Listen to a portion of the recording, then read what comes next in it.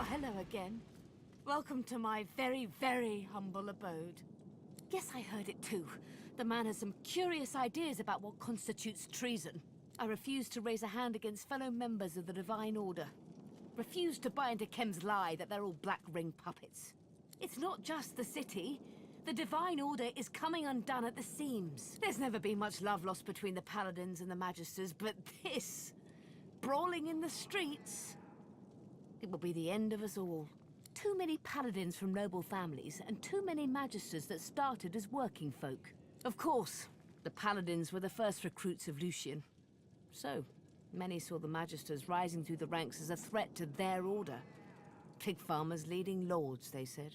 But now that some white Magisters have been found colluding with the Black Ring, now that Kem has his excuse, it's war. Kem's always been a hard man. His steel was forged in the war with the Black Ring. But recently there's something else. He's turned cold. Not cruel, exactly, just harsh. Dispassionate to a fault. They say it's the Void Woken, that he's too worried about Rivellon to worry about people. Maybe that's it. Or maybe years of fighting finally broke him. Your guess is as good as mine. Although, I've heard whispers. There are places in Kem's mansion that nobody goes but him. One has to wonder what he gets up to. I'll see you again, I hope. The company in here lacks a certain charm.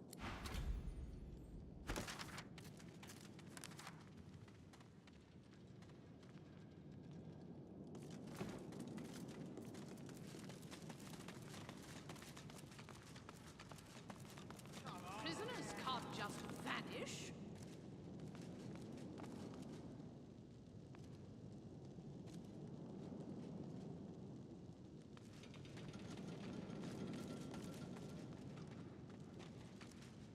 According to this, 564 prisoners are unaccounted for. Maybe they were shipped to Fort Joy. Not according to this. Besides, they weren't reported.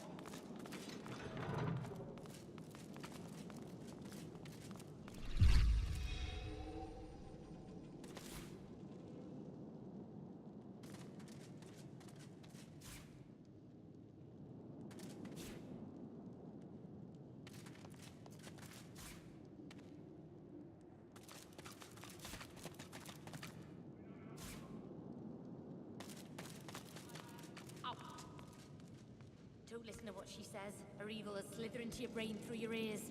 That's how they do it. This way's off limits. Stay back. It's for your own good. Found the undead freak here already chained up by the Magisters. They say she's a witch. I say... Her voice freezes into a harsh whisper. I say she's a demon. Damn right. Lucian spoke of creatures like this Windigo. They spread their black magic to our children with songs and stories. Makes me sick. Our little ones, tools of demons. You know this trickster? Seems to me like you go in there and roil that demon up. You just move along and let the professionals handle this. You really think she's all that dangerous? Dangerous enough that she's got to be kept. Stay back. It's for your own good. Her voice... I say she's damn right. You know this. Well, go on then. Probably doesn't matter who breaks her, so long as she gets broken. Just keep your head up.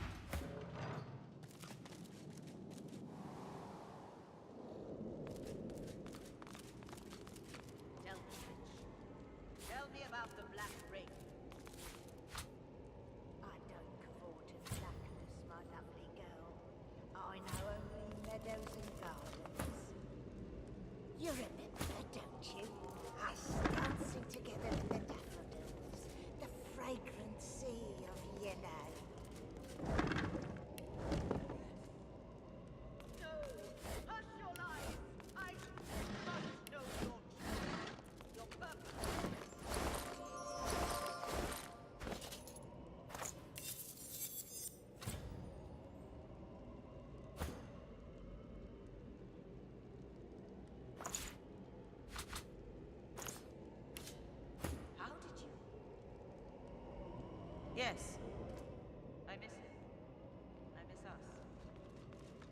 touch me, Stop! You answer to me. I do not answer to you.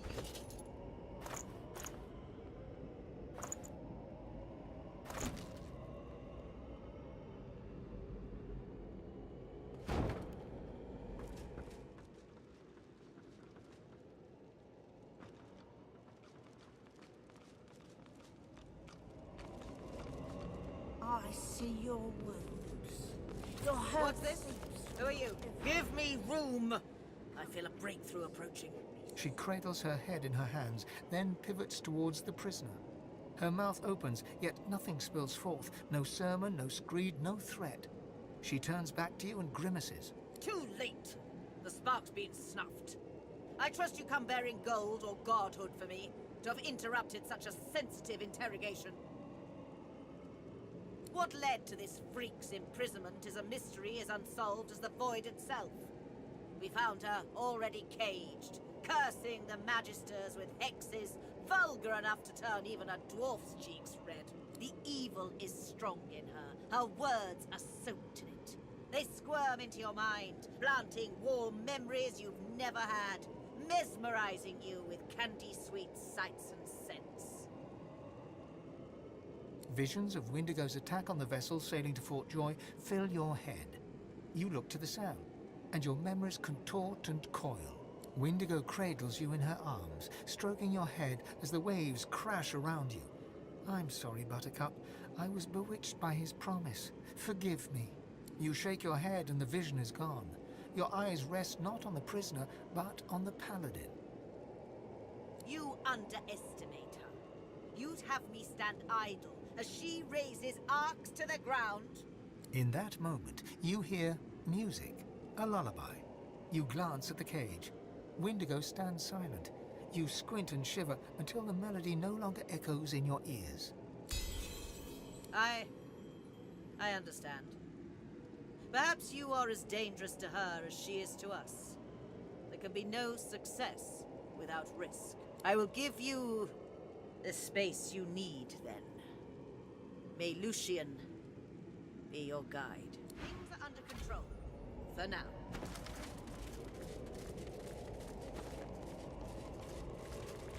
You step up to the cell to look at the skeleton you know to be Windigo. The barrier mutes her source, but it isn't her source you fear, but something more, a shadow. She says nothing, but you still hear her words. An unexpected pleasure. For both of us, I'm sure. She looks to the nearby device, and an urge engulfs you, an urge to power down the device to release Windigo from her cell.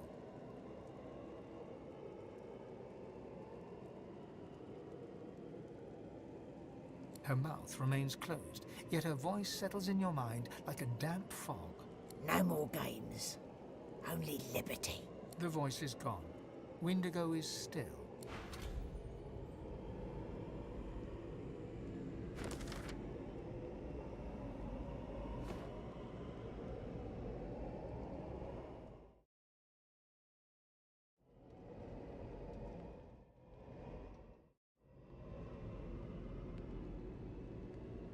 You reach your hand towards the device, and your inner source is stifled, as if you'd never rid yourself of that cursed collar.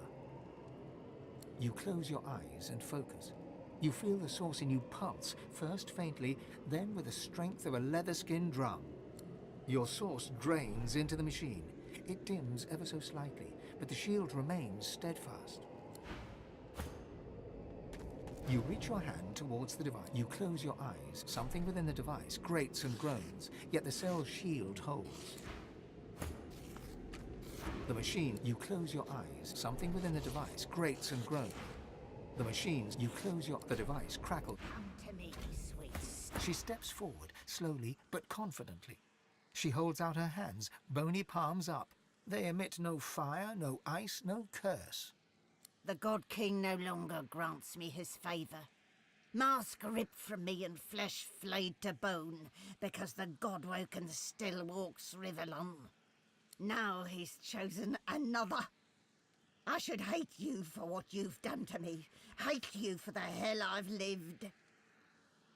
But I hate him so much more. He loved me when I was useful. He cast me out when you failed to die. Go to the new chosen. See that he suffers. See that the God King suffers. In your name and in mine. This creature, this monster, would have seen us drowned at sea. Kill her. If the God King has truly abandoned her, then this is our chance to slay her once and for all.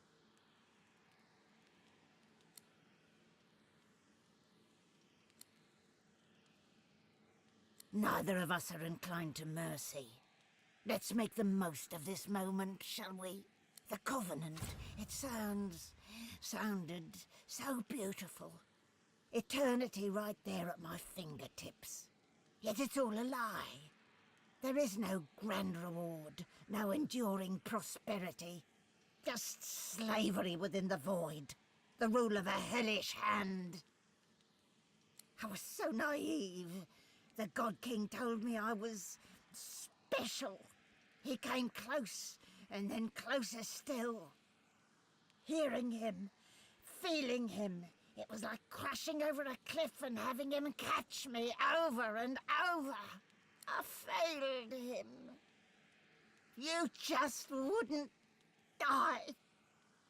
Of all his punishments, the harshest was the emptiness, the lack of him. I thought if I could just regain his affection, I might taste it again.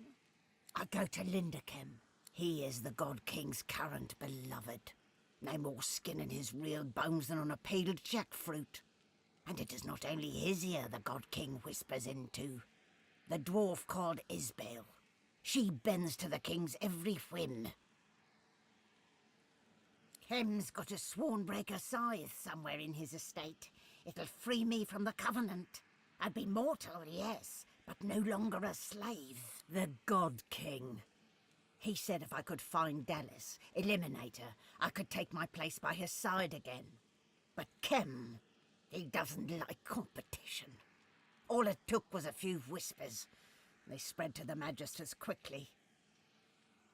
The Magisters, they've got ways of silencing source. They knew exactly what to do. The Paladins, well, when they found me, they'd no idea what to make of me. Before you go, I have something for you. Something I learned. A touch of void, if you will. Windigo pauses. She doesn't speak the next words, yet you hear them as clearly as a robin's song. Goodbye, Godwoken.